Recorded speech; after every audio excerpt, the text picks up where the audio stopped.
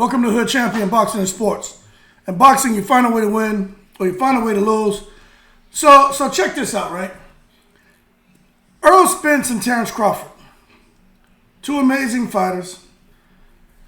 But man, I don't even know what to think anymore when it comes to fighters, when it comes to these matches, these contracts, the promoters sanctioned by these referees, key decision makers behind the scene, the fly on the wall, and the secret society. Listen, we always knew that Crawford and Spence were going to fight at 147. It wasn't, I put it to you this way, right? It wasn't, officially announced that the rematch would be at 154 pounds, okay? It was always like, hey, maybe we do the rematch at 154. I don't know. 147, 154, preferably at 154. Crawford's like, I don't know. We'll see. Let me tell you something. They always knew. Let me break this down to y'all, man. They always knew the fight was going to be, the second fight was going to be at 154.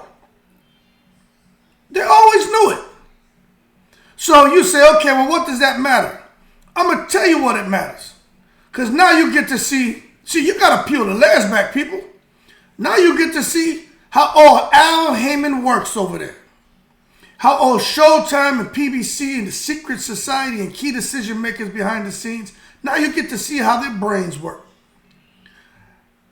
They made Earl Spence and Terrence Crawford at 147, right?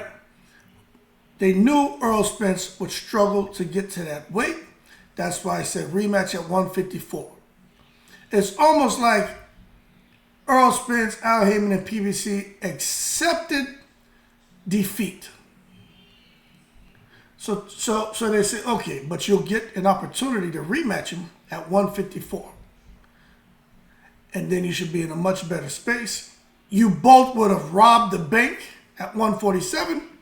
And then y'all get to rob it again at 154. Because for all the fans who are thinking Earl Spence just can't compete with Crawford, well, hell, at 154, we can get their buy-in again. And we can probably go on and sell even more pay-per-view. You guys can make even more money. But more importantly, for Crawford to go to 154, or even if it would have been Spence who won, the next fight would have been at 154 anyway, people.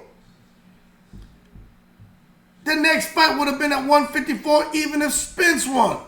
And they would have been spinning the same narrative like Terrence Crawford was struggling to cut weight.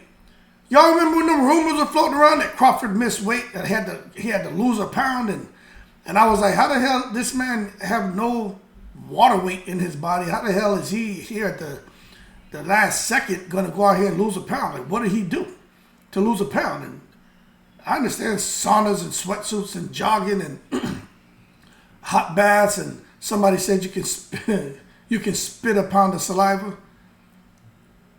So it's all a narrative that they want to sell to us as the consumers. It's all bullcrap. Now you say, okay, Hood, I can see where you're going with this, but why is it a big deal? Well, if you look at it now, right, we understand the rematch is at 154. And this is the other thing I'm going to tell you. I don't listen to Paulie Malignaggi too much, right? He'll ramble on, but one thing I know about Paulie Malignaggi, that fool's like Adrian Broner. If he decides to say something, he doesn't care. Okay? Y'all remember when he used to rant and rave about Pacquiao being on steroids? Paulie Malignaggi, he never got sued. Never got sued. Y'all ever wonder why? Okay.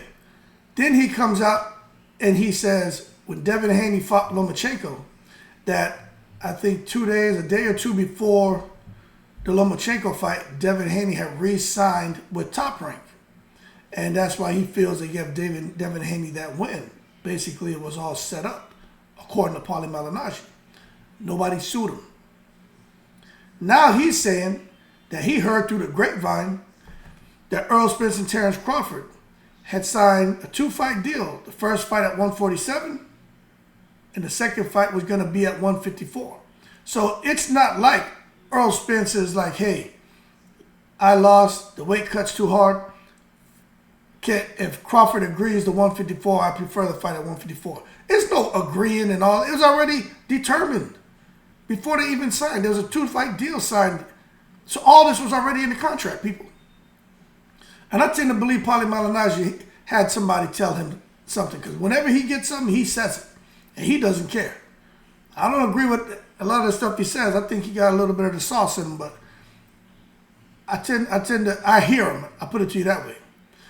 And then when you think about how Al Heyman, the secret society, and the key decision makers behind the scenes, the fly on the wall, the Showtime and all that, when you think about these smart people, they're like, okay, boom, they'll fight at 147, it'll get unified, either Spence or Crawford.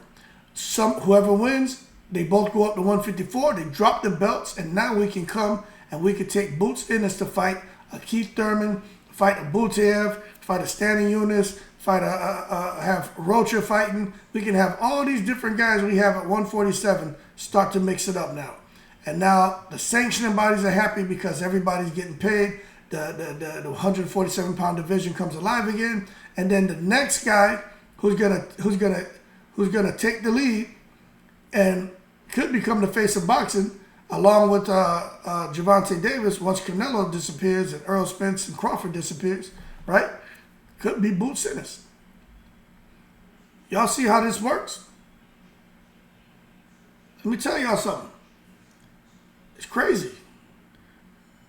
We know Crawford doesn't keep belts anyway. He won those belts at 140, man. He became the Undisputed, man. And them belts, he dropped all that crap. Okay, check that box. I have that feather in my cap. Moving on to the next. At 147, could have gone either way. Just so happened Crawford proved that he was a better fighter in that fight. Feather in his cap.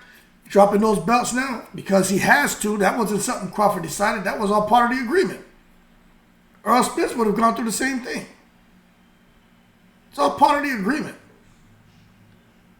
And then they go on to make even more money. And then now huge money can start to be generated by guys like Boots and growing his profile even more because he's going to be the champion.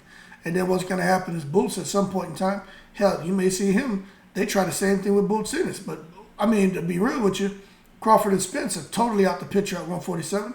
Who at 147 are they going to build up to be like the arch rival of Boots Ennis? Who? I tell you what, when I look at it, I'm not sure there's anybody really. Who? Yugas? Barrios? You know what I'm saying? Standing Eunice? Butiev? Nobody know what the hell going on with Butiev. Keith Thurman? Keith Thurman want a whole lot of money. I mean, who at 147 can give Boots a run for his money? So they're going to need somebody that they can build up along with Boots so they can have another Earl Spence, Terrence Crawford type of showdown. Pacquiao Mayweather type of showdown. A De La Hoya Trinidad type of showdown. De La Hoya Vargas. De La Hoya fought everybody. De La Hoya Mosley. We got the Wilder AJ. Wilder Fury. So they need somebody for Boots. But I just think it's crazy. And that's why I always tell you, if only the fly on the wall could talk. These fellas out here playing everybody.